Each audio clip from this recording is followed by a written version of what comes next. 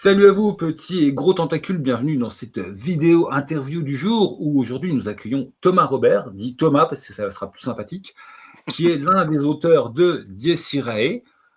C'est le monsieur qui était venu me tirer les oreilles parce que j'avais dit de la merde, et puis du coup on a discuté en MP, puis je lui ai dit mais ça peut être bien intéressant que voilà que vous discutiez du travail de fond sur Dies Irae qui fait que même si voilà le grand-papa c'est Donjons et Dragons, au final c'est plus vraiment Donjons et Dragons comme vous l'entendez, et puis il va venir nous parler de ça. Donc j'envoie mon générique tout pourri, et puis après on laisse parler lui et pas moi. On pourra faire des pauses pipi. Bien sûr. Voilà, voilà. Donc, hop. Bonjour, bonjour. Eh ben, bonjour à toi. Si la présentation, tu as envie de compléter, tu complètes. Si l'un des auteurs de Dies Irae, ça te suffit, on en reste là et puis on enchaîne, comme tu veux. Oui, ça me suffit amplement. Je veux juste dire que dans la vidéo, tu n'avais pas dit que de la merde. Il y a d'autres choses que tu avais dites qui, à mon avis, étaient des vérités, comme le fait que les scénarios étaient un point fort du jeu. Il y avait juste ce côté, c'est des D5, donc au niveau du combat, ça va être des sacs à points de vie qui m'avaient fait réagir. Encore une fois, je veux te remercier pour ta bonne foi, d'avoir regardé, puis d'avoir pris le temps, puis du coup, avoir vu ce que nous, on a Oui, essayé de oui. faire, une partie de ce qu'on a essayé de faire. Mets-moi du cirage, mon ego aime ça. Là, j'avoue, en privé, je lui ai dit, bah, c'est normal, parce que pour de vrai, c'est normal. Mais là, je suis à l'écran, je fais le pignouf, donc oui. Tire-moi les pompes, oui. Non, mais c'est Bon, quelque chose qu'on voit assez peu souvent sur les médias sociaux pour maintenant le signaler. Puis je pense que oui, bah, ça Thomas, devrait tu être, vas ça devrait t'arrêter être là parce que normal. tu vas me foutre mal à l'aise. Donc voilà, on est d'accord. C'est normal, point barre, avançons à autre chose. Sinon, oui, je suis d'accord, l'ensemble de l'analyse n'était pas foireuse, mais le problème, c'est que toi, il y avait un tel cœur de l'analyse, puis c'était. Mon propos, c'était de dire, putain, le jeu, ça aurait pu être un banger, mais malheureusement, à cause de certaines mécaniques de DD qui ont été mal corrigées, c'est foireux. T'es venu en me disant, ouais, mais en fait, t'as pas bien compris ce qu'on a fait, telle et telle règle, elles ont un gros impact sur ce que je pointais comme problématique. Et toi, je ne pouvais pas laisser une vidéo en ligne où une grande partie de l'argumentation, je savais qu'elle induisait les gens en erreur. C'était pas possible. Enfin, bon, voilà. Mm. Alors que ça m'aurait fait des vues. Hein. Étrangement, quand tu craches sur les jeux, eh ben, tu as vachement plus de vues. Ah, bizarre. Étrangement. Enfin, ouais, étrangement. Ah, la nature humaine. Hein. Mais bon. Donc, du coup, on a fini de faire nos philosophes de comptoir. On a fait notre petit travail de préparation. On a certains points qu'on peut emmener, mais on va être assez à la cool. Hein. On n'a pas de vrai plan. Donc, ce qui me semble être une bonne entrée pour la petite discussion qu'on avait commencé à échanger trop longuement avant, c'est le côté une certaine volonté d'un certain réalisme, en sachant qu'effectivement, qu'est-ce que le réalisme? C'est un moteur de jeu, c'est pas une simulation de la NASA, il y a des limites, mais il y a des trucs sur lesquels vous avez travaillé, que vous avez voulu qu'il y ait un impact plus marqué que d'habitude. Donc, je ferme ma gueule. Et quels étaient donc les gros enjeux importants pour vous pour amener votre touche dans votre version? Bah, déjà, ça se veut un jeu d'aventure quand même. Ça se veut un jeu où on a du plaisir, puis on s'amuse. Le réalisme n'a jamais été, on n'a jamais voulu que le réalisme soit un obstacle à ça. Donc effectivement, quelqu'un qui cherche un jeu de simulation de combat médiéval ne va pas trouver son bonheur dans Dies Irae. Puis je pense qu'il trouvera son bonheur dans à peu près aucun des jeux, même ceux qui sont beaucoup plus, qui s'affichent comme beaucoup plus réalistes. Après, il y a des choses qu'on a voulu. On a voulu que le combat soit quelque chose de plus rare, que ça soit quelque chose d'exceptionnel, de préparé. C'est-à-dire que un combat, si les personnages préparent en sachant à quoi ils ont affaire, en faisant des recherches éventuellement quand c'est des créatures fantastiques, mais sinon en sachant quel type d'armure l'adversaire va porter, etc., etc. S'ils se préparent, ils vont être récompensés de cette préparation-là. Et pas que ça soit quelque chose, dans Donge, c'est quelque chose de plus, on va dire, dans l'extrême, c'est des tables aléatoires, mais c'est quelque chose de plus improvisé à la table, puis il y a une rencontre, ça se déroule, ça va déborder en combat, puis il va y en avoir. Donge est conçu pour avoir 4-5 combats par jour pour des personnages, entre chaque repos long, pour entamer les ressources de l'adversaire, des PJ, avant que vraiment le combat qui soit dangereux arrive. On voulait pas ça, parce que dans une logique de réalisme, mais aussi dans une logique de la manière dont on a redécoupé un peu les choses, on voulait que sur un scénario, il y a éventuellement un combat, deux. avec toujours des solutions pour essayer de les éviter, et que ce combat-là soit toujours dangereux. Donc il fallait pas que ça soit quelque chose où on consomme les ressources peu à peu, puis à la fin, c'est le danger. Il fallait que ça soit dangereux dès le début. Donc c'est la première chose. Ensuite, Pour les spécialistes par rapport à ça, c'est la caractéristique que vous voyez souvent notée comme attrition de DD, à savoir que DD a une forme de gestion de ressources, et comme tu l'expliquais, hein, on a plein de petites rencontres, ça entame nos ressources, boum, le gros boss qui ouais, est vraiment dangereux, et ben ça, c'est, enfin, 1, 2, 3, pardon, mais c'est l'effet, je te l'ai dit tout à l'heure, c'est le côté Ravaillac, je trouve, de Dies Irae, effectivement, un coup mal mis fait que n'importe quel combat peut être potentiellement très dangereux. très dangereux. Si on est mal préparé, le danger va augmenter. Et c'est là aussi où on voulait récompenser la préparation. Si tu t'armes et tu te protèges de la bonne manière, etc., etc. Et ensuite, dans le combat lui-même, euh, on ne voulait pas que ça soit les points de vie la ressource principale. Ça, c'est devenu une ressource secondaire. On voulait que ça redevienne, en fait, parce que dont j'ai une incompréhension souvent avec le concept des points de vie. Et le fait que ça a été traduit point de vie en fait partie. C'est quand on entame des points de vie d'un adversaire dans Donge, normalement, c'est pas des coups qu'on a donnés, c'est de la fatigue. Puis on blesse l'adversaire et on touche l'adversaire quand on l'amène à 0 point de vie. Et donc, c'est souvent un problème pour les MJ quand ils décrivent le combat. C'est tant qu'on n'est pas à 0, on n'a pas vraiment touché. Donc en fait, on fait des passes d'armes, on fatigue l'adversaire, éventuellement on le menace, mais dans le concept, normalement, la blessure arrive à 0 point de vie. Et nous, on voulait enlever ça, puis on voulait que la blessure arrive avant 0 point de vie. Que amener un personnage à 0 point de vie, ça soit la dernière manière de l'amener à être blessé ou à être hors de combat. Euh, donc ça, c'est Parce un que des du trucs. coup, Puis ensuite, ouais, si on reste sur les points de vie, parce que ça, on va développer. Tu balances tellement de ouais, ouais. trucs que je ne vais pas te laisser dérouler 25 millions de concepts importants. C'est pas rien que le concept de point de vie. Il y a des émissions de plus d'une plombe en ricain sur le concept de point de vie. Déjà, oui, c'est traduit point de vie, alors qu'il me semble que si on devait avoir une traduction correcte, c'est Hit point de points, coup. point de Voilà. coup. Ouais. Parce qu'en fait, on le rappelle, le concept de défense dans DD est dilué entre l'ACA et les points de vie. Mm. Et on a schématiquement dans nos têtes la défense comme l'ACA, alors que c'est faux. Les points de vie font partie de la défense du personnage et c'est pour ça que ça gonfle autant. Ouais. Parce qu'en fait, c'est hop, je viens de l'esquiver. En fait, quand vous perdez 10 points de vie, vous ne venez pas de vous prendre un coup sur la gueule. Vous venez d'esquiver un gros coup. Et c'est juste qu'on Et ça vous considère que le fatigue. personnage ne va pas esquiver 220 gros coups. Et au bout d'un moment, bah, tu n'esquives plus et tu te prends une grosse tatane dans la gueule. Quoi. Ouais. En fait, dans Donge, la séparation est faite si conceptuellement, la classe d'armure va être ton équipement et la manière dont tu te défends, on va dire matériellement. Puis les points de coup sont ton expérience du combat. Les points de vie sont ton expérience du combat. Donc en fait, les guerriers en ont plus parce qu'ils ont plus d'expérience du corps à corps et de l'entraînement au combat. Et donc tu vas mieux réagir au combat. Ça va être l'endurance du combat, ça va être la gestion de la fatigue, la gestion de l'effort.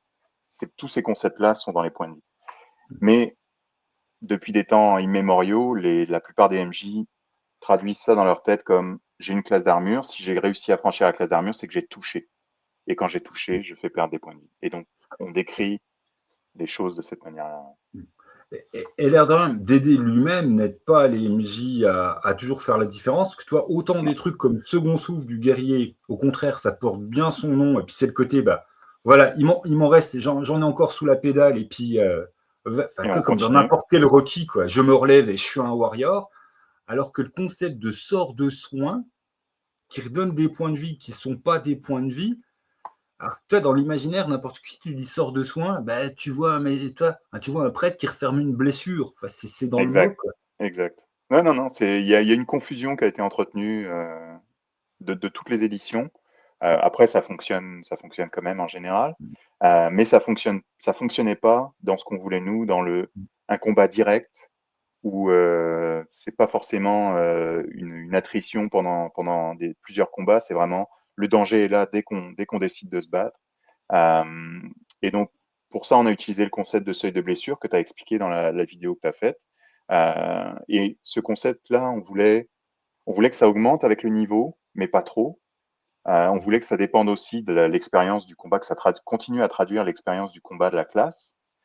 Donc c'est là où on a fait une addition entre le dé de vie de la classe, donc on représente l'expérience du combat, la constitution, parce que quand même on doit représenter la force physique de la personne, et puis le bonus de maîtrise qui lui augmente, mais dans un intervalle qui est moins grand que le niveau. Au début, on avait fait des essais avec, je pense, niveau plus constitution, puis ça donnait des choses qui donnaient rien. Il y a eu plusieurs essais à ce niveau-là. Puis on s'est stabilisé sur le bonus de maîtrise, la constitution et le dé de vie, avec quelques dons, quelque choses quelques capacités du guerrier, par exemple, qui permettent de l'augmenter encore. Mais je pense que tu avais fait le calcul, maximum, tu peux espérer avoir peut-être 18. Euh, Puis voilà, 19 quand tu es méga 19. optimisé Voilà. défense. Donc Et niveau on 15 voulait plus. on voulait que ça soit capé.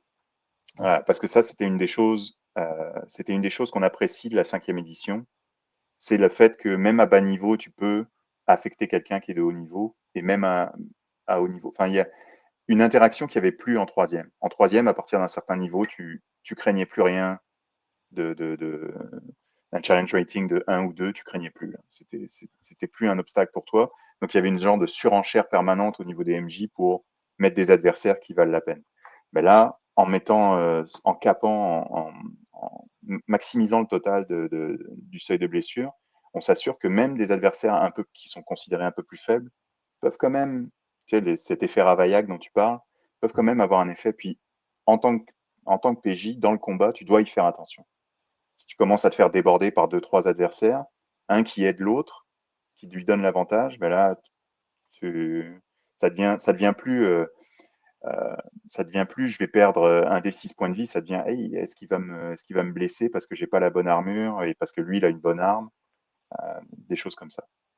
Et je trouve que ça, un des trucs qui, aide bien à rendre ça et que j'ai moins insisté, enfin, j'ai insisté dessus, mais presque sur un côté, tu vois, le limite de danger, mais c'est l'effet critique qui rajoute un des 10 explosif.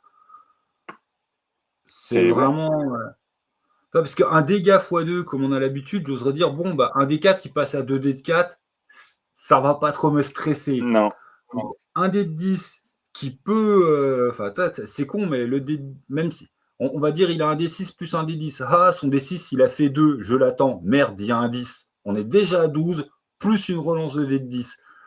Tout de suite un ouais. peu plus stressant, quoi. Non, non, Voilà. exactement. Puis le critique, c'était ça l'idée. D'autres choses où on voulait mettre l'emphase, c'est l'interaction entre les armes et les armures. Parce qu'en combat médiéval, on s'aperçoit en fait que l'épée n'est pas une arme de prédilection de combat. La plupart des chevaliers qui combattent en armure se battent pas à l'épée. L'épée est une arme de dernier recours. Quand ils sont à cheval, ils se battent à la lance ou ils se battent aussi les haches. Les haches qui a l'avantage de pouvoir enlever le bouclier de l'adversaire. Si jamais on porte un coup et que l'adversaire apparaît, en fait, on glisse sa hache derrière, puis on lui arrache son bouclier. Les becs de corbin, les masses, les choses qui vont perforer l'armure ou comment dire, l'enfoncer pour en fait rendre inopérant, rendre hors de combat le combattant sans vraiment le toucher. Mais à bout d'un moment, quand tu es dans l'armure et que elle est complètement enfoncée, tu peux plus respirer. En fait, le combattant s'épuise comme ça. Donc, on voulait beaucoup d'interactions à ce niveau-là. Donc, il y a eu un gros travail au niveau des propriétés d'armes. Euh, donc, côté armure, ça a été le seuil de blessure que tu as expliqué. Puis, quand on est blessé, ben, on lance un dé qui dépend de l'armure.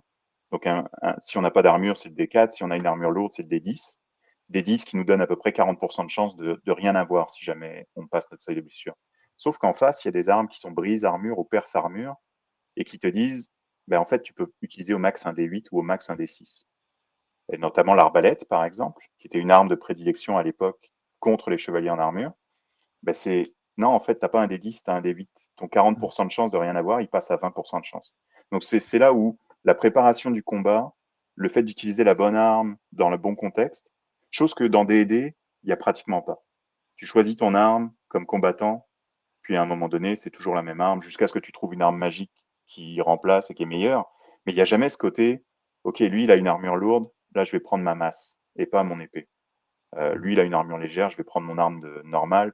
Enfin, Ouais, c'est limité à attention, le monstre est résistant au tranchant, voilà, vas-y, prends ton marteau, quoi. exactement. Mais il y a beaucoup plus de recherche à ce niveau-là dans D&D au niveau de la magie, la résistance aux éléments, les différents types de dégâts et autres. Au niveau des armes, à part le arme magique ou arme pas magique, il n'y a pas tant de choses qui fonctionnent. Un des autres trucs que j'ai pas méga développé, parce que sinon j'allais faire, 2 heures et demie de blablabla sur des points de règle et j'aime pas spécialement ça, hein. J'aime bien parler des backgrounds. Voilà, chacun sa petite lubie. Il y a le côté, bon, comme tu le disais, effectivement, l'adaptation, des armes et des nouvelles propriétés par rapport aux armures. Mais il y a tout le côté où aussi, par exemple, tu prends, un chevalier, enfin un chevalier au sens un mec sur un cheval. Là, je l'ai un tout petit peu abordé dans la vidéo sur le concept des D20 supplémentaires qui sont Ouais. lancés par l'adversaire.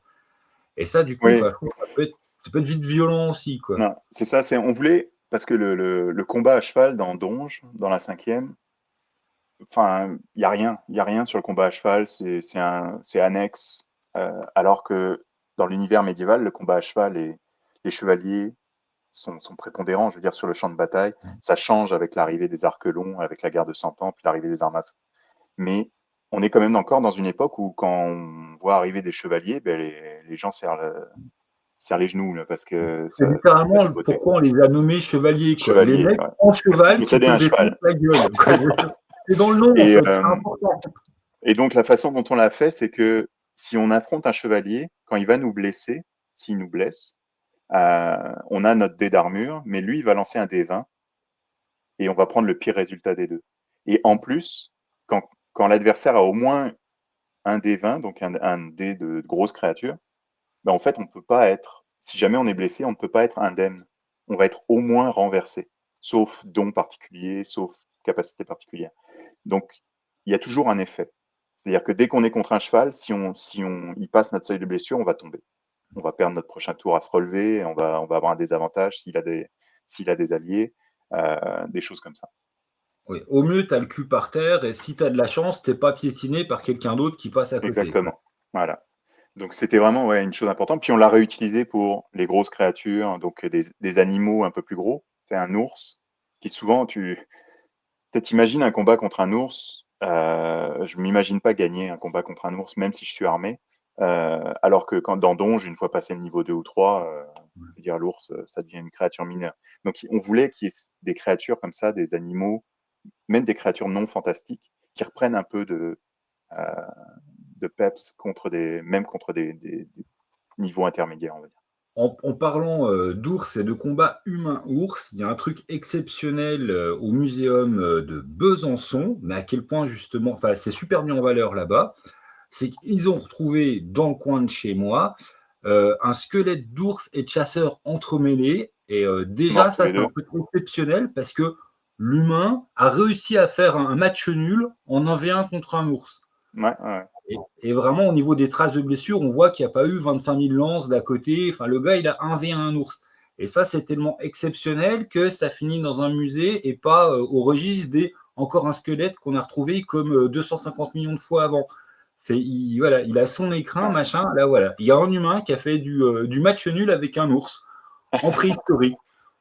Là, balèze, le mec. Je ne Ouais, sais pas ouais, qui ouais, c'est. mais malheureusement, il n'a pas survécu, mais Ah bah ouais, il ouais. a dit un bon coup, un coup bien placé, mais trop tard pour lui. Puis peut-être écrasé sous le poids de l'ours.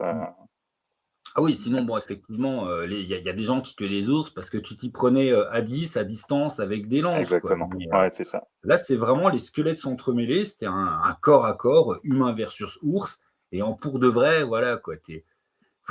C'est si tu arrives à lui faire mal, déjà, bravo au mec, quoi. Tu passeras à la Ouais. postérité, tu seras dans les musées. Non, et puis on ne s'imagine pas, mais dans la période de Dies Irae, il y a des loups dans Paris, hein.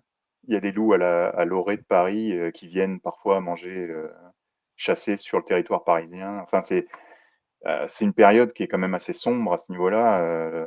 Après les pestes du XIVe siècle, le début du XVe, c'est assez hardcore là, au niveau nature. Il y a un genre de petite ère glaciaire aussi dans cette période-là. Donc, enfin, c'est la nature elle-même doit être un danger, quoi.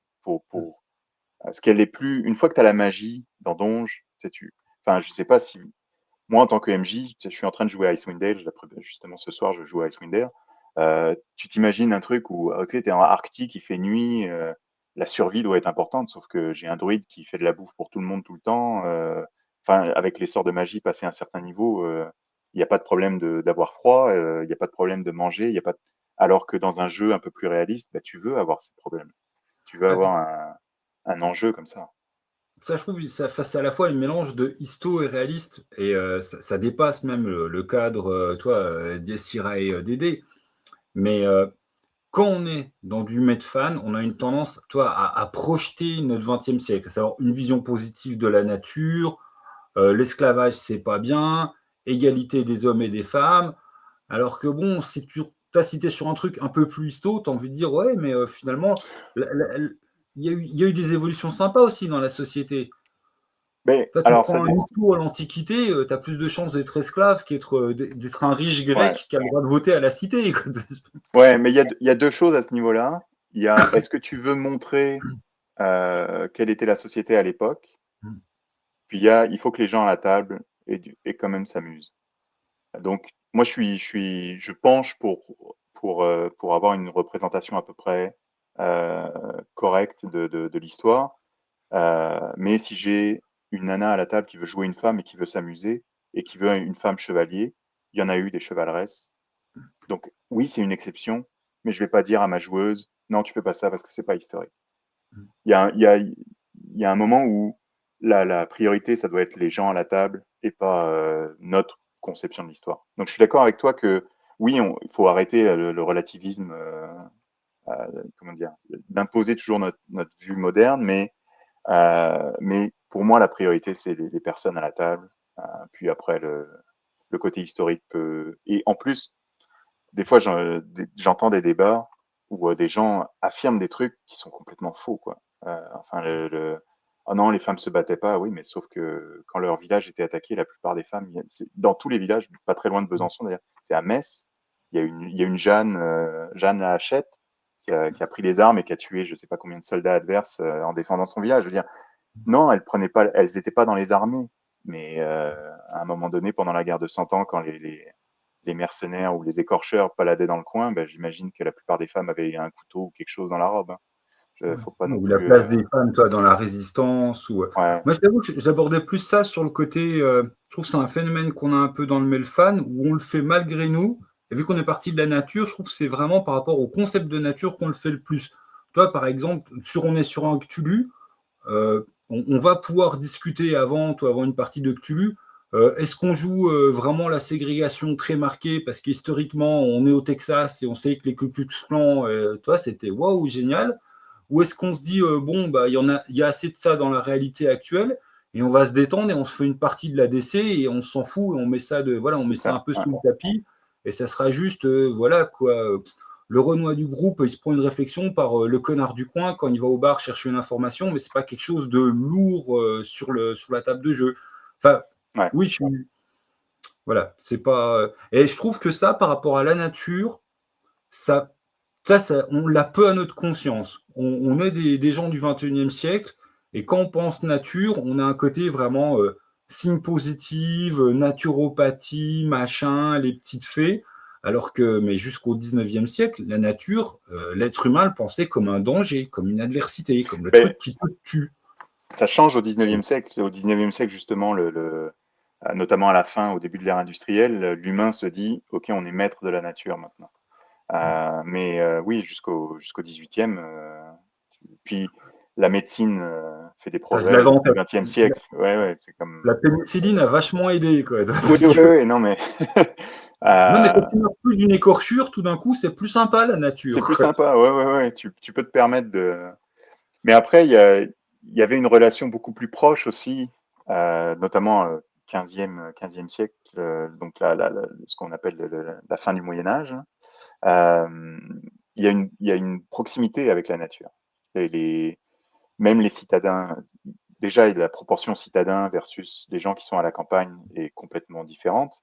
Les gens qui sont à la campagne ont tous des animaux, voient des animaux dans la nature en permanence, que ce soit des loups, donc des animaux dangereux, ou des cerfs, ou des sangliers, des choses un peu moins dangereuses, des lapins, enfin il y a une multitude d'animaux, mais il y a aussi une multitude d'animaux de basse-cour. Je veux dire, tout le monde a des poules pour avoir quelques, enfin tout le monde.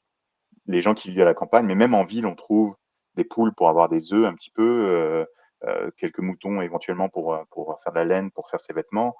Dans un village, il y a des animaux, quoi. Alors que même maintenant, même à la campagne, il n'y a plus beaucoup d'animaux. À part dans les coins d'élevage ou dans les zones en Europe où il y a vraiment de l'élevage, là où il y a de la culture, de la cultivation, les engins industriels ont remplacé les animaux, alors qu'avant c'était le cheval ou le bœuf qui tirait le soc de charrue, quoi. Donc il y a une relation de proximité avec la nature et plus de respect du coup, pas une relation de domination avec la modernité qu'on a maintenant où on fait plus attention en fait, on fait plus attention aux conséquences de nos choix. Oui, voilà, du coup, on va déraper sur quelque chose d'absolument plus Mais drôle, mais complètement, ouais, ouais, ouais. Mais en mais revenant complètement. sur ce côté historique et Moi, puis je te des gens à préviens, la faut que table. m'amène pas trop là-dedans. Moi, je suis un décroissant, hein. J'ai Ouais, ouais, élevé des ouais. canards, je m'occupe des chevaux d'à côté. Tu prêches un converti. Je vais être relou. Mon côté écolo va prendre le pas dans l'interview, c'est pas le projet. Mm. Donc voilà. Mais sur ce côté historique de la société, il y a un des choses, je vais en parler parce que je pense que c'est un peu pour montrer notre approche. On voulait un jeu qui expose la religion sans la dissimuler, qui expose l'état de la foi et de la société à l'époque. Et la société à l'époque est imprégnée de religiosité. C'est omniprésent. Le centre du village, c'est l'église, c'est pas l'école, c'est pas la mairie, c'est l'église. Euh, et donc, mais on voulait pas que ça devienne toxique pour une partie des joueurs ou des joueuses. Donc, je sais pas si tu as remarqué, à un moment donné, j'ai fait un encart sur l'homosexualité, par exemple, en disant, euh, oui, la religion de l'époque punit l'homosexualité, puis la plupart du temps punit les femmes pour l'homosexualité, c'est-à-dire que si ton mari est homosexuel, c'est toi qu'on va punir parce que tu n'es pas assez bonne épouse pour... C'est horrible, mais c'est pas une raison de le faire à la table. Et sachant qu'il y a eu des rois qui étaient homosexuels, il y a certainement eu des homosexuels dans toute la société et des lesbiennes dans toute la société tout au long de l'histoire. Donc ça a Henri IV, existé. Oui, bon, il avait des favoris, ouais. Mais Henri IV, non, Henri IV, Henri IV, c'était un maîtresse. C'est Henri III qui avait des favoris. voilà. Le roi au bilboquet, là, Henri, je sais Ouais, plus ouais, ouais. combien il représenté, du genre à jouer au bilboquet avec gros Non, message non. collé pour les peintres. Bilboquet égale, il aimait pas les femmes, les gens. Non, Henri IV, c'était le contraire. Ça Il en courait. avait plusieurs, puis il n'hésitait pas.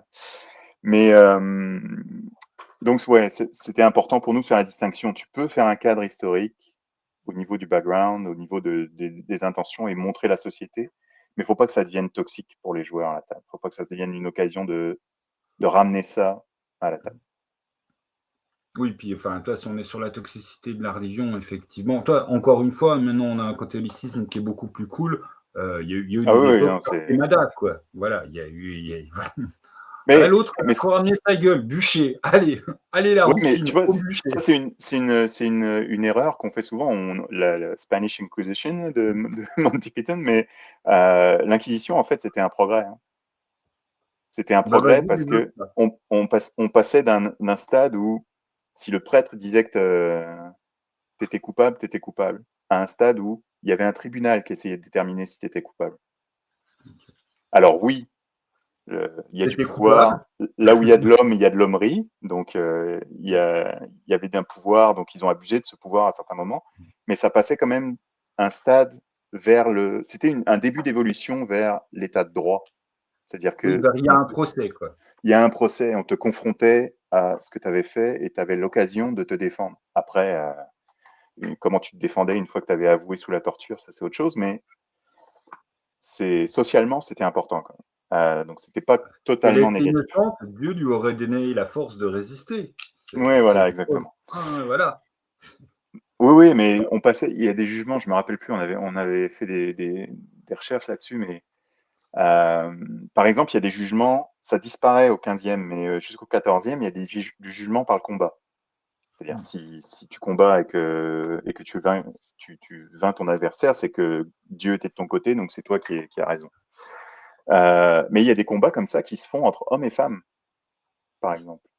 Mais sachant que même la société à l'époque considère que la femme est désavantagée à ce niveau, pour rétablir l'équilibre, on fait, l'homme, il va combattre avec la moitié inférieure de son corps dans la terre.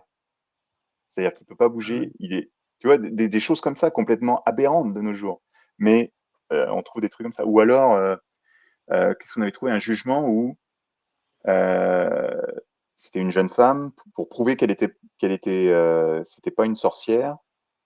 Je me souviens plus exactement le détail, mais on l'immergeait dans l'eau pendant, je sais plus, 5 minutes ou 6 minutes. Puis elle survivait, c'est que Dieu l'avait, tu vois, enfin, bien sûr, aucune survie, quoi. Enfin, c'est la société médiévale. Ouais, on en revient sur l'ADC. Si ton grand-père, c'est pas un profond, tu y passes, hein. C'est ça. C'est mytho, hein. Euh, mais donc tout ça, c'était le côté background. Mais le côté croyance, nous, on l'a voulu le transcrire aussi. Et donc, c'est transcrit par un système d'aspiration qui a un équilibre entre trois croyances. Donc, la foi, qui est, comme je disais, la religiosité et le catholicisme. On est vraiment dans l'Europe occidentale catholique, donc parce qu'on prend des concepts catholiques, les péchés, on prend des concepts de l'Église catholique. Donc, par exemple, un personnage musulman, sa fiche de personnage, ça ressemble, enfin, c'est pas les concepts de la religion musulmane de l'époque, donc ça marche pas. Pareil pour le judaïsme, donc c'est vraiment des personnages catholiques.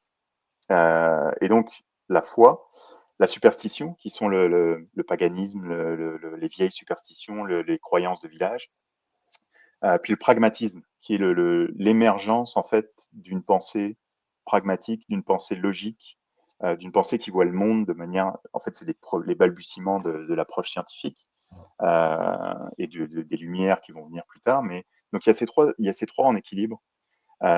Puis on a, d'une part, c'est utilisé comme une réserve pour se donner un avantage ou donner un désavantage à l'adversaire, des choses comme ça, des petits effets techniques.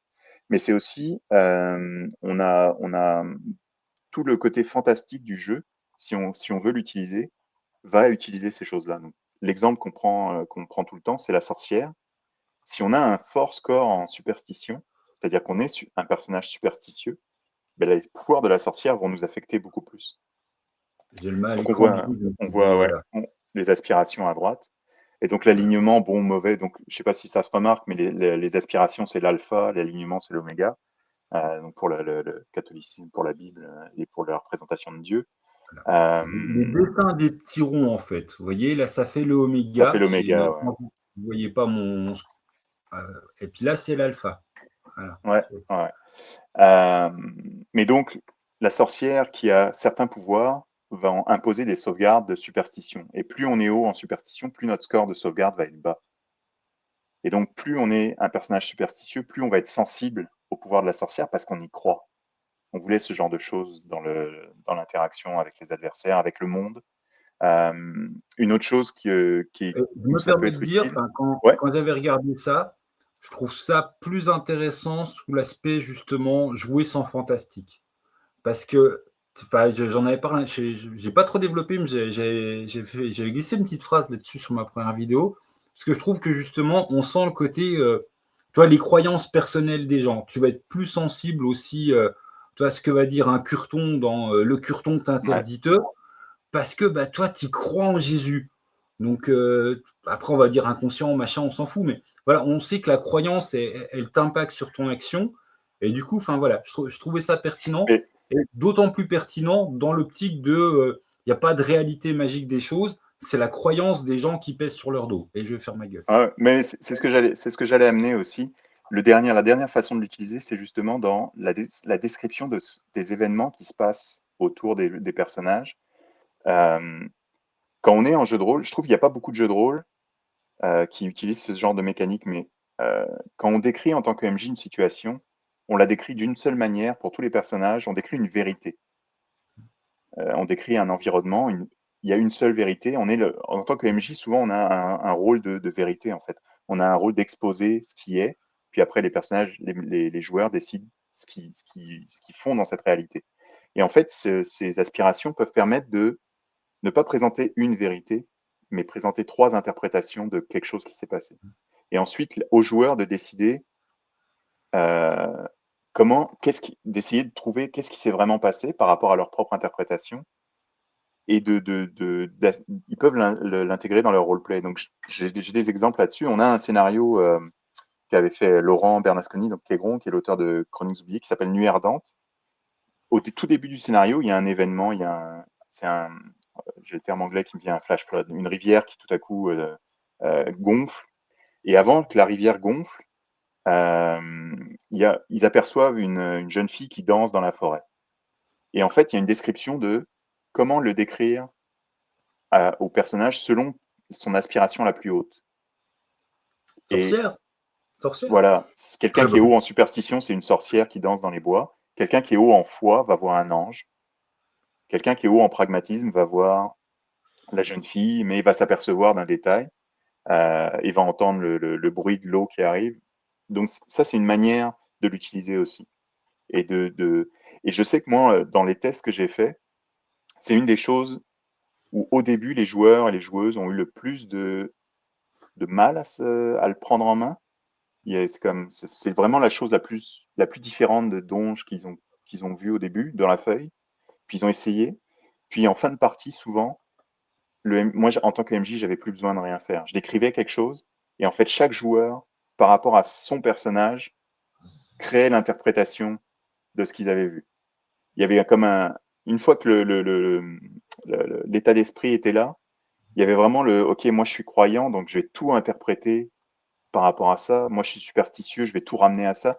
Et donc, et ça donnait des échanges très, très sympas à la table où des confrontations de points de vue, quoi, et des tentatives de recherche de OK, mais qu'est-ce que c'est vraiment qui s'est passé?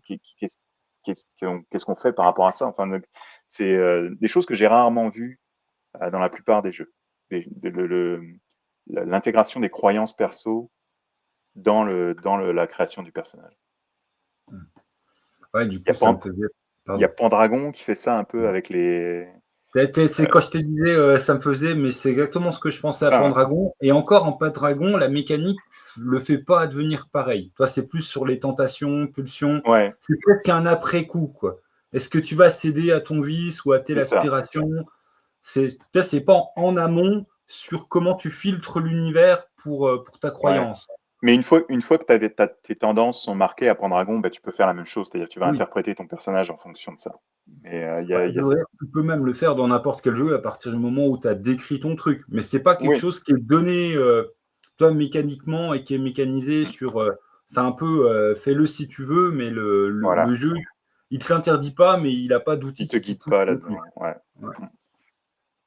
Voilà, voilà. Et du coup, merde, pendant qu'on parlait, oui, tu as parlé de testing. Le testing, vous êtes organisé comment? Vous avez fait vos testings dans vos coins. Quand le testing est assez bien passé, vous avez pris des MJ neutres, c'est-à-dire des gens qui ne vous connaissaient pas en leur disant va tester le bébé dans ton coin. Comment vous avez fait le testing? Donc, c'est une histoire éditoriale un peu compliquée d'y assurer, mais c'était le travail, originellement, c'était sur Joan of Arc, qui était un projet de Mythic Games, un projet de jeu de plateau de l'auteur Pascal Bernard. Puis Mythic et Black Book s'étaient entendus pour faire un jeu de rôle dans cet univers-là à partir d'un certain palier. Et c'est une des raisons pour lesquelles on a pris la 5e édition, donc un système qu'on connaissait puis sur lequel on avait travaillé avant pour Héros et Dragons. C'est parce qu'on voulait pas avoir à tester la base du système. On voulait pouvoir travailler sur ce qu'on ajoutait, sur les choses, la saveur qu'on voulait ajouter, et pas passer du temps sur le système de base. C'est une des raisons du choix. Je sais que c'est un choix qui peut pas plaire. Il y en a qui aiment pas la 5e, donc c'est parfaitement légitime. Mais une fois qu'on a fait ce choix-là, on a pu travailler seulement sur vraiment la saveur spécifique qu'on voulait dans l'univers. Et ensuite, au niveau des tests, ben, on n'a pas eu beaucoup de temps par rapport à Joan of Arc pour faire des tests. Donc, ça a été, faut le dire, ça a été à peu près peu testé. Chacun de notre côté, on a testé des choses avec nos groupes respectifs ou des choses comme ça, mais il n'y a pas eu de vrai playtest. Puis donc, Joan of Pour les Arc a vécu sa vie. non-anglophones qui se demandent de quoi il parle, c'est le moment où nous, en tant que francophones français, on a envie de brûler ces Canadiens parce qu'on dit Jeanne d'Arc, monsieur. Un peu de respect pour notre histoire. Jeanne d'Arc. Mais le jeu s'appelle Joan of Arc, malheureusement. Euh, Malheureusement.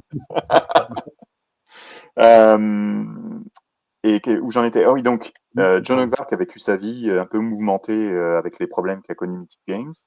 Donc le jeu de rôle a disparu. Mais moi, j'avais commencé à écrire un supplément qui est devenu Bella Torres.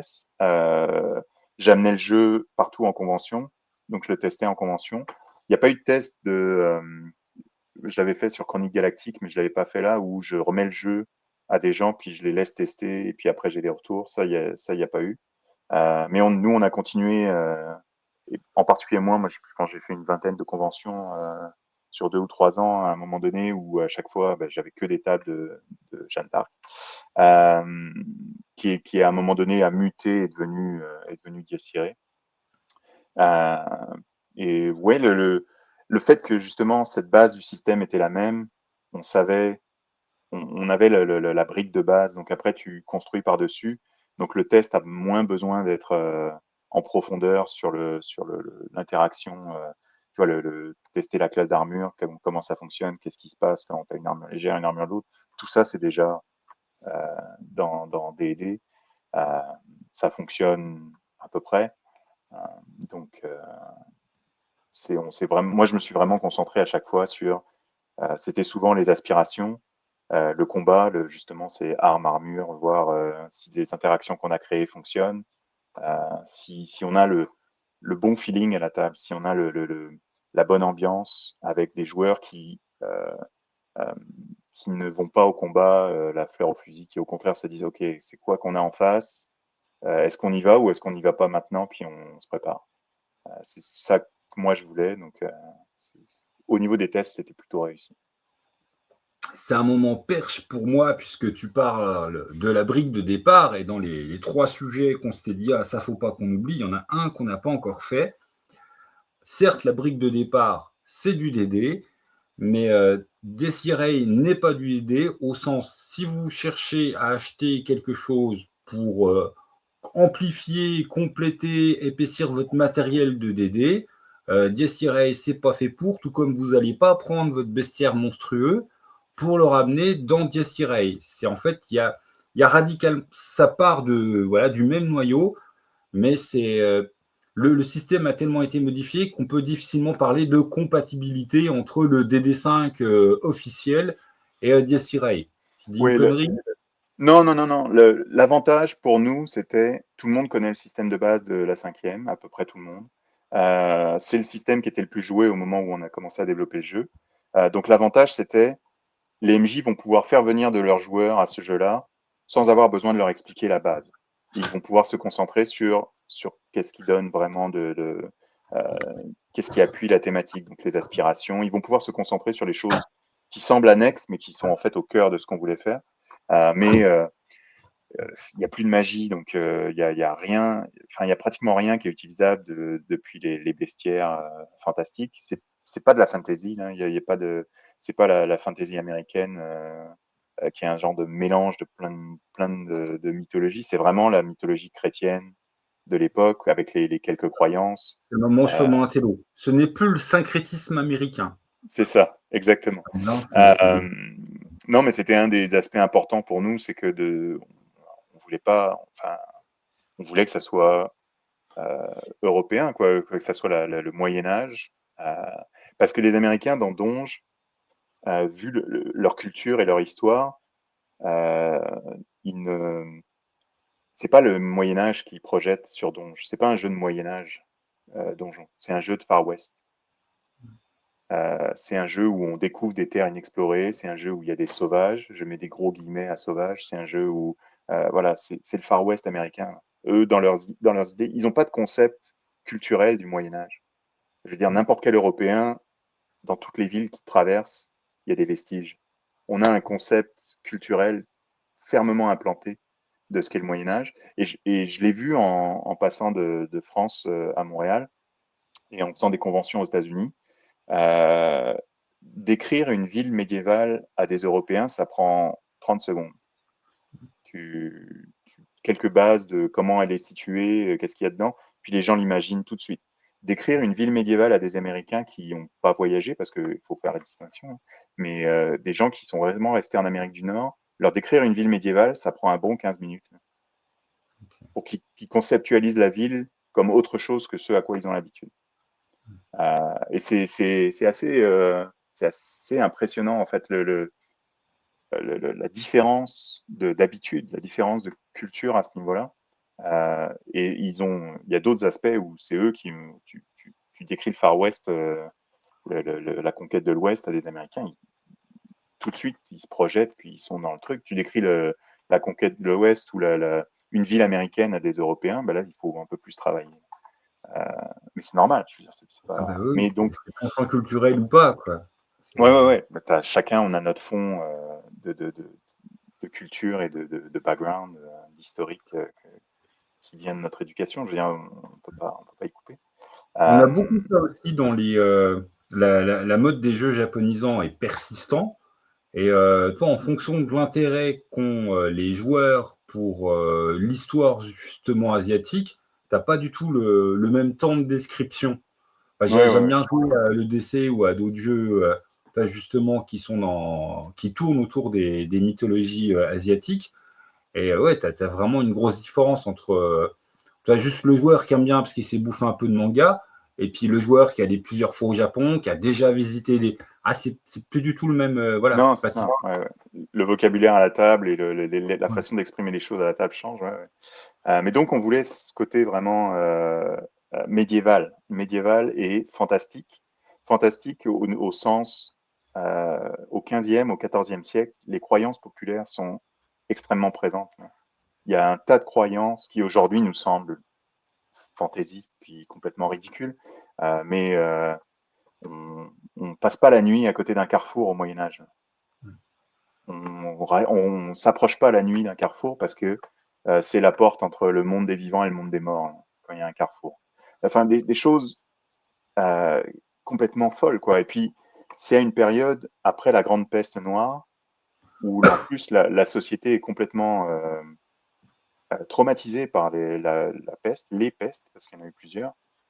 Et donc la mort est omniprésente, la danse macabre est apparue, enfin les décorations d'église de cette époque-là, c'est du fantastique, je veux dire, c'est un monde fantastique. On regarde les enluminures des manuscrits médiévaux, c'est fantastique. Il y a pas de recherche de réalisme, je veux dire, les corps à moitié humains, à moitié animaux dans les enluminures, les trucs dans les vitraux d'église de cette époque. Enfin, c'est à la fois religieux, il y a encore le mélange de religieux, païen, on voit émerger des trucs qui restent des vieilles croyances. Enfin, c'est un mélange assez intéressant, quoi. Donc, on voulait que ça soit présent. On voulait que ça soit présent. Il y a aussi le côté euh, une méconnaissance totale de certains phénomènes, certaines maladies qui ne sont pas connues, qui ne sont pas encore bien analysées. Euh, la médecine qui est un balbutiement, ça commence, mais il y a pas la plupart des traitements empirent les maladies. Enfin, donc les gens interprètent les choses comme ils peuvent, puis ils vivent dans quand même une peur du phénomène, on va dire, occulte, qui est permanente. Dès qu'il y a quelque chose qui est inexpliqué, on va ramener ça, parce que la plupart des gens sont croyants, on va ramener ça au diable, on va ramener ça aux vieilles croyances. Enfin, donc il y a la société médiévale n'est pas cartésienne, je veux dire, elle est fantastique. Donc c'est pour ça aussi qu'on voulait ce côté fantastique, mais pas ce côté d'heroic fantasy. C'est pas Conan, pas Donge, euh,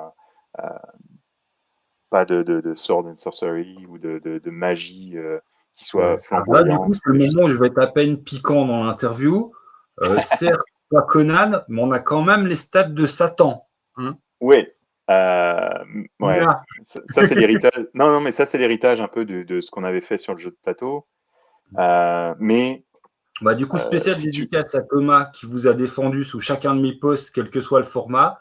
Dès que quelqu'un ramenait la question des stats de Satan, c'était oui, mais ça, c'est l'héritage de Jeanne of Arc parce qu'il y a eu tel mode de ouais, jeu, machin, c'est le lignage, vous savez pas de quoi vous parlez. Donc, oui, Thomas, non, l'auteur confirme que tu as raison. Je me tais, pardon. ouais, oui, mais c'est aussi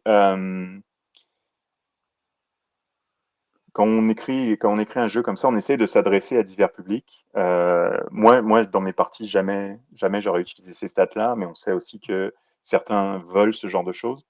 Donc on est allé dans ce sens-là pour eux. Mais l'idée quand même, c'est si tu regardes statistiquement comment fonctionne le jeu, Ce combat-là, si tu l'as pas préparé pendant toute une campagne, euh, si t'as pas préparé exactement, si t'as pas donné des sortes de reliques qui vont te permettre d'avoir un peu l'avantage, ton groupe va se faire trucider en quelques rounds. Enfin, Ouais, mais l'idée, c'est d'en prendre un de avec ceux-là, puis un d'en faire un bouclier qui adversaire de fin de emprunte campagne. 3, mon épée a été reforgée d'après les clous du Christ. En plus, j'ai Voilà, une c'est ça. auréole de combat, tu vois. Voilà, On a le Saint-Suaire en caleçon. Je suis blindé. Viens, c'est ça. Satan. C'est un peu l'idée. C'est un peu l'idée.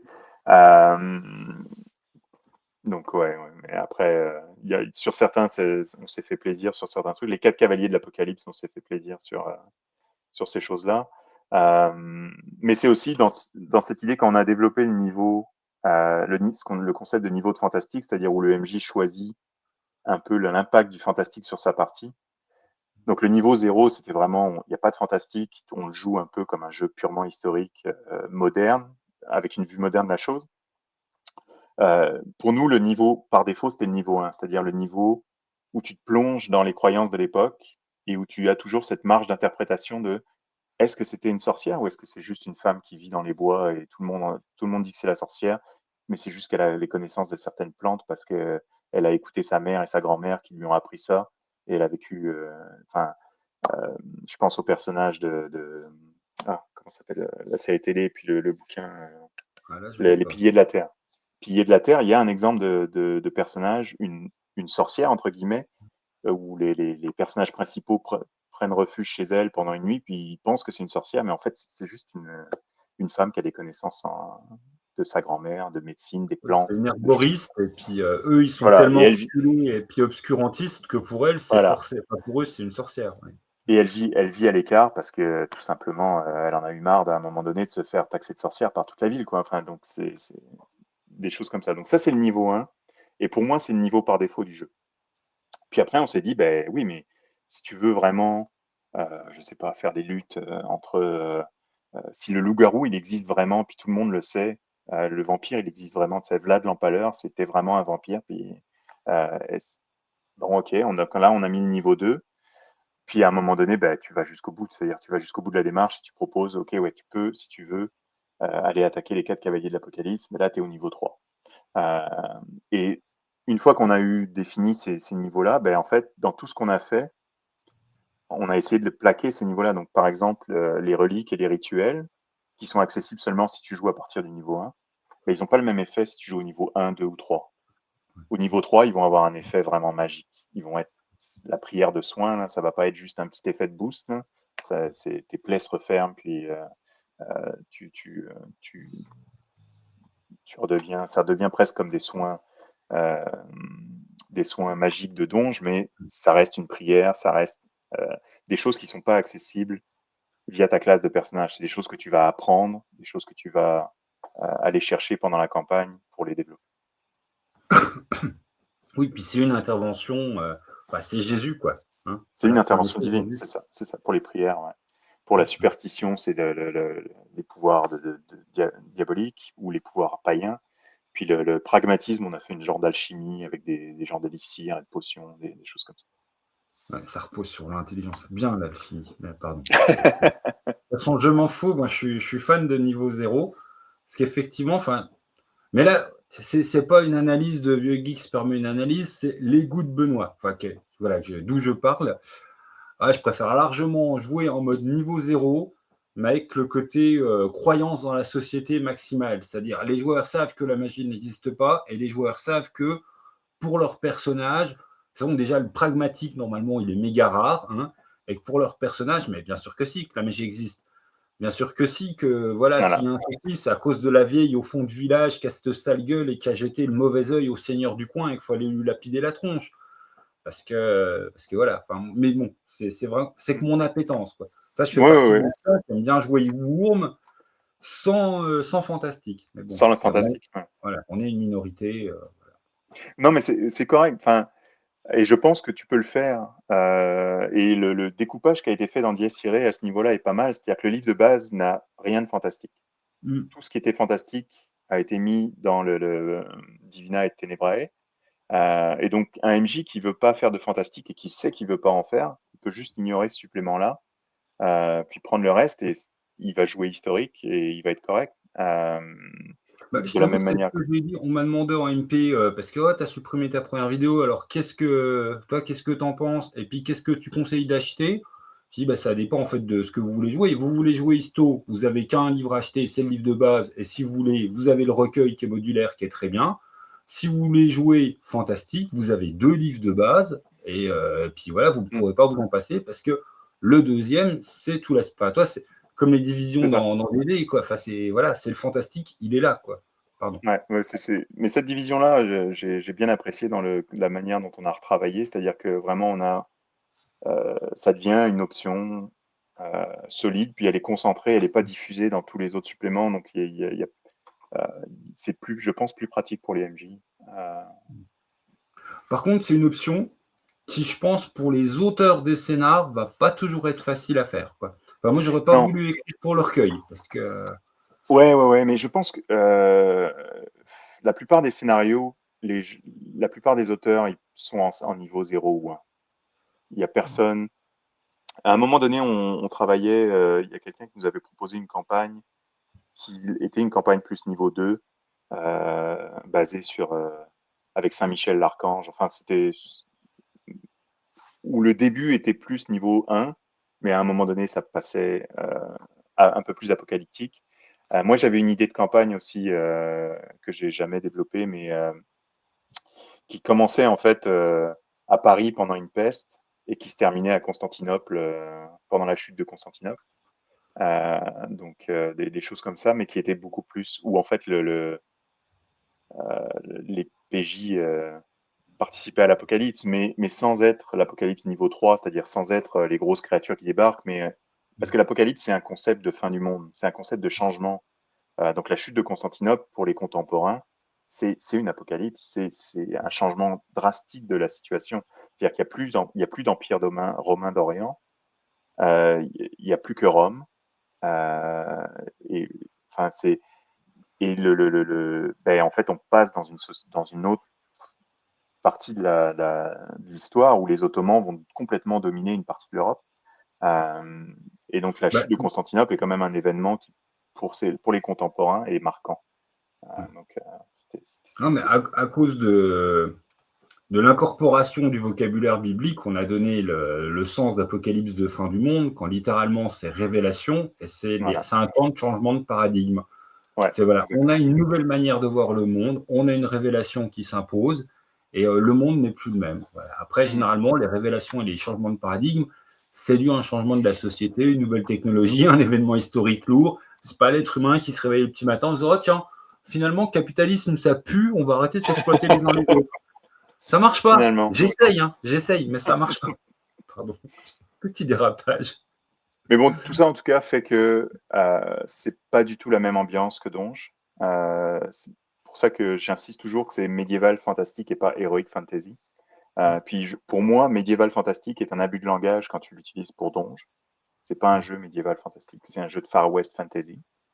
Euh, mais et après au niveau du systémique, il n'y a pas de magie, il y a pas toutes les classes, il y a le système du seuil de blessure fait que les créatures, l'interaction entre l'un et l'autre se fera de manière vraiment Alors, pas similaire. Donc, juste ouais, pour reprendre Thomas, quand il dit il n'y a pas de magie, vous pourriez ne pas comprendre parce qu'on a parlé de prière, mm, d'alchimie. Alors en fait, il n'y a pas de magie liée à une classe que en exactement, montant ouais. de niveau, vous allez balancer des sorts. Il y a de la magie liée à tu débloques le fait que tu t'intéresses à une forme de magie, donc soit la croyance religieuse, soit la sorcellerie, soit l'alchimie, j'allais L'alchimie, dire la laboraterie. Ça n'a aucun sens ce que je raconte par la mécanique de tu claques un don et puis bah, après ça se développe. Voilà. c'est Et si ça. tu as envie de plus expliquer, Il y a pas, ouais, il y a pas d'emplacement de sort, c'est ça. Il n'y a pas d'emplacement de sort. Il y a effectivement donc 3 dons. Chaque don donne accès à l'une des voies magiques pour les MJ qui jouent au moins en niveau 1. Et ensuite, bah, il y a une série de formules de prières et c'est comment déjà, de sorcellerie, le terme, je me souviens plus du terme là, tu sais. Mais bah, et donc on va picorer une, deux, trois. dans la liste, puis c'est tout. On va rien avoir de plus. Donc un alchimiste va avoir peut-être un élixir d'énergie, un élixir pour, je sais plus, rien ne me vient en tête, mais c'est pas des emplacements de sorts, c'est pas lié à la classe du tout. Même si la classe de sage, il y a un des archétypes qui donne quand même quelques formules alchimiques, et donc qui est proche, on va dire. Et ça repose beaucoup sur les aspirations. C'est-à-dire qu'il faut avoir des points de foi pour faire des prières, par exemple, ou des choses comme ça. Oui, la grande évidence, hein, si vous ne croyez pas aux forces du paganisme ou si vous ne croyez pas en Jésus, vous n'êtes pas prêt de faire des sortilèges ou de faire des prières qui marchent. Exactement. Non, mais c'est bien de le préciser, mais Ouais. oui, voilà, c'est forcément. Voilà, pour avoir une intervention divine, il faut croire en Dieu. C'est l'arrivée, sinon. Voilà. Bah écoute, hop, on vient de dépasser l'heure, donc on peut continuer ou on peut te laisser le mot de la fin. C'est généralement, toi, le moment où les gens, au bout d'une heure de vidéo, ils passent à Oui, autre chose. c'est déjà long. Ouais. Voilà. Donc, traditionnellement, je laisse le mot de la fin à l'invité, ce qui est un moment dur pour moi de fermer ma gueule. Mais voilà, je ferme ma gueule et tu as le temps que tu as besoin pour le mot de la fin. Il y a des gens qui font juste une connerie en 10 secondes. Il y a des gens qui partent sur un quart d'heure d'explication pour un truc important. C'est comme tu veux. Moi, je me tais. Salut les gens. Au revoir. Ben, je veux encore une fois te remercier de me donner cette opportunité-là. Puis j'espère que les gens auront écouté, auront entendu des choses qui leur plaisent. Euh, oui, c'est la 5e. Donc si vous aimez pas la 5e du tout parce que vous aimez pas le système d'aléatoire du D20 ou des choses comme ça, je vais pas essayer de vous convaincre. C'est pas mon point. Mais si vous cherchez un jeu historique médiéval qui permettent quand même de s'amuser, puis de rajouter une dimension de fantastique, puis une chose qui m'a plu dans ce jeu-là, dans la réception de ce jeu-là, c'est que j'ai vu sur les forums des gens aller chercher dans les croyances et les légendes de leur patelin pour aller chercher des pistes d'aventure, tu vois, de se réintéresser à, ok, au 15e siècle, c'était quoi les légendes locales là. Donc, et moi, c'est un des aspects que j'aime de ce jeu-là, c'est de se plonger effectivement parce qu'à l'époque, c'est les villages, c'est pas les pays, c'est pas les nations, c'est encore moins les empires. C'est le village, la vallée, le petit royaume, le petit duché, le petit comté. Et donc, se replonger un peu dans les légendes locales, se replonger dans l'histoire locale, retrouver peut-être des pistes d'histoire à droite, à gauche, qui, qui vous permettent après d'imaginer des scénarios puis de vous amuser entre potes à la table, quoi. Donc, du coup, j'ai dit que je fermais ma gueule, donc je ne partirai pas dans les légendes locales et à faire mon gros franc-comtois qui défend sa région et sa version de la vouivre qui a été outrageusement déformée. Voilà, je me tais. Donc, j'ai dit que je ne le ferai pas, mais je ne le fais pas. Mais tu vois, c'est rigolo parce que mes beaux-parents sont franc-comtois et j'ai fait un scénario qui est dans Bellatorès qui s'appelle La Rose et la Lys, où il y a Tantari, donc qui est une figure historique, puis qui est devenue un peu la mère Noël de la Franche-Comté. Mais en fait, en discutant avec lui au moment où je faisais le scénario, il me dit ah bah oui, c'est Tantari. Et ce genre de discussion qui est vraiment un plaisir. Ouais. Et non, pardon, j'allais repartir sur d'autres trucs historiques. Je ferme ma gueule. Merci d'être passé pour la vidéo. De toute façon, je te garde en privé. Voilà. Et donc j'ai dit que je me taisais, mais toi je reparle. Et voilà. Merci les gens de nous avoir écoutés jusqu'au bout. Si vous êtes intéressé par Dies Irae, vous aurez, à mon avis, grâce à cette interview, voilà, une meilleure vision. Et puis surtout, vous aurez clairement les intentions de l'auteur. Qu'est-ce qu'ils ont essayé de faire dans l'équipe, tout ça, tout ça. Merci à toi Thomas d'être passé. Et je ferme ma bouche et voilà, je te laisse dire au revoir et puis j'arrête. Merci à tous, bye.